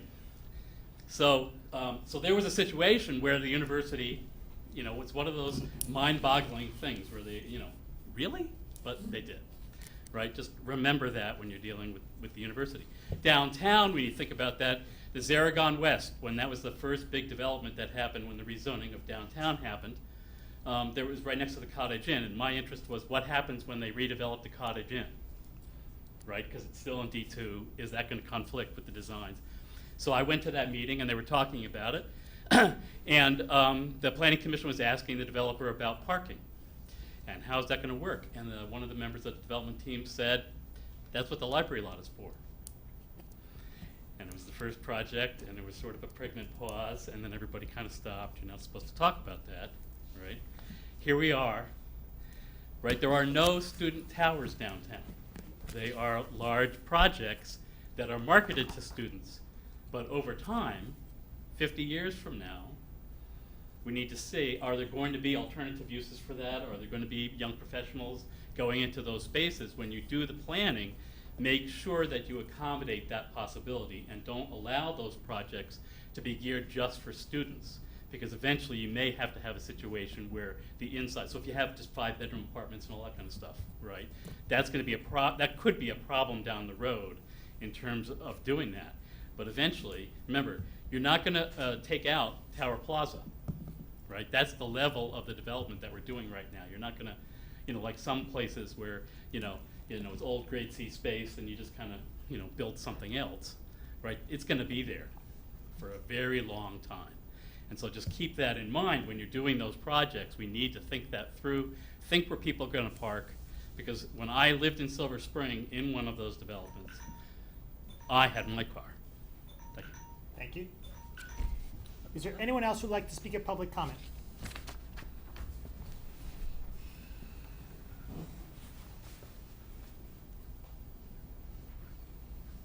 Was I supposed to sign up to speak? No. Nope. My name is Joe O'Neill. I chair the Allen Creek Greenway Conservancy, soon to be called the Tree Line Conservancy. Way back in the beginning, when the early settlers of Ann Arbor first had the idea to do a greenway. Since that time, in 1980, before most of you were born, there have been many turns and twists, ups and downs, and bends, and you name it. Some days we smiled, and some days we were sad. Tonight's a smiley day. Likewise, when this fabulous team of Connie, Oliver, Neil, Kayla, and all of the staff of the city, when they first started doing a plan, and by the way, the Conservancy only has 2 members out of about 26. I'm not one of them. Melinda Morris, Darren McKinnon sit on the committee. When they first started, I pictured it, somebody running. You would run 100 feet and then you would turn an immediate right and go another 300 feet. Then you would turn left. It was a zigzag, zigzag. They have come a long, long way. And even though we have not shown the board, the final plan that you saw tonight, I know that you have 100% of our support. Now, I want to read to you from a letter written in 2006 from Carl Johnson. I'm not reading the whole letter. I'm only reading one paragraph of it. Carl is one of the J's in JJR. And if Carl were here, he would both be proud of his firm and he would be proud of the plan. And I know that what I'm about to read, those of you that every day face the lightning bolts of the citizens of this city are going to kind of not agree with the first part of it. But bear with me, think about it. This paragraph, the Allen Creek Greenway is the most important, this is 2006. The Allen Creek Greenway is the most important issue before the city of Ann Arbor at this time. It may not seem as such when compared to the urgencies of the moment. However, as history unfolds over the next 100 years, the implementation of a comprehensively designed greenway will have a monumental impact upon the viability of the downtown and the community as a whole. One last thing. I told the CAC at the conclusion, the speaker's part of the meeting, this is going to be a big demand on the philanthropic heart of the corporations, the individuals, the foundations that make up this city and community. And one last thing. Thank you for thinking about us in your estate plan. Thank you. Is there anyone else who'd like to speak at public comment? Seeing no one, public comment is closed. May I have a motion to adjourn? Moved by Councilmember Warpechowski, seconded by Councilmember Grand. Discussion. All in favor? Aye. All opposed? We are adjourned. The work session, that is.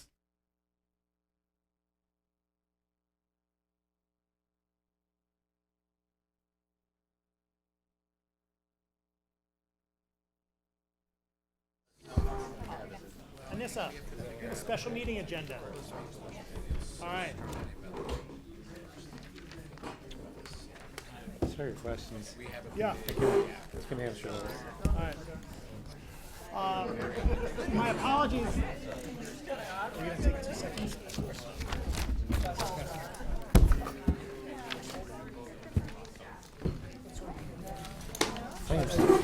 Sorry.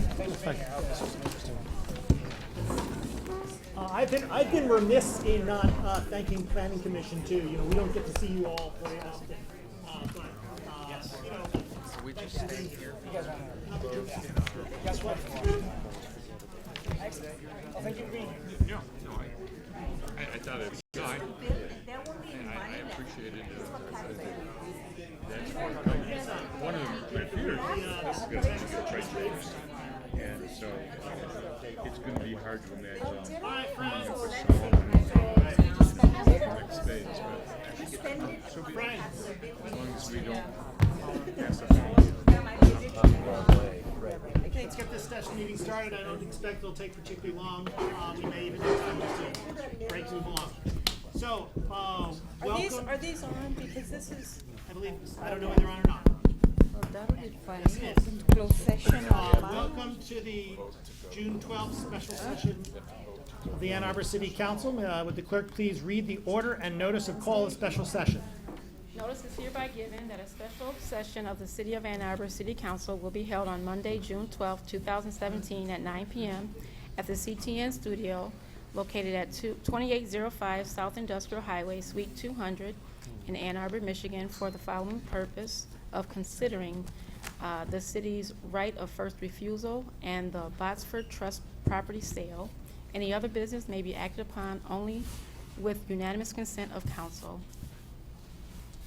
Thank you. Would the clerk please call the roll of council?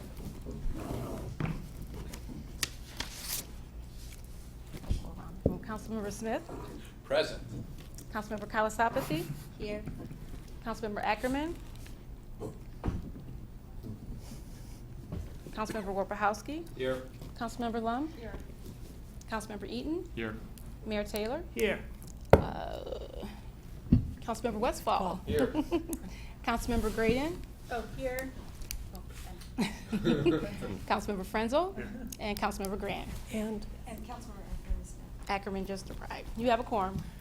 Thank you. May I have a motion please to approve the agenda? Moved by Councilmember Frenzel, seconded by Councilmember Grant. Discussion? All in favor? Aye. All opposed? The agenda is approved. D1, resolution to consider the city's right of first refusal on the Botsford Trust property sale. If this does not get moved, then we simply move through it. Councilmember Ackerman. Oh, was that a motion? Yes. Oh, moved by Councilmember Ackerman, seconded by Councilmember Lum. Discussion of D1.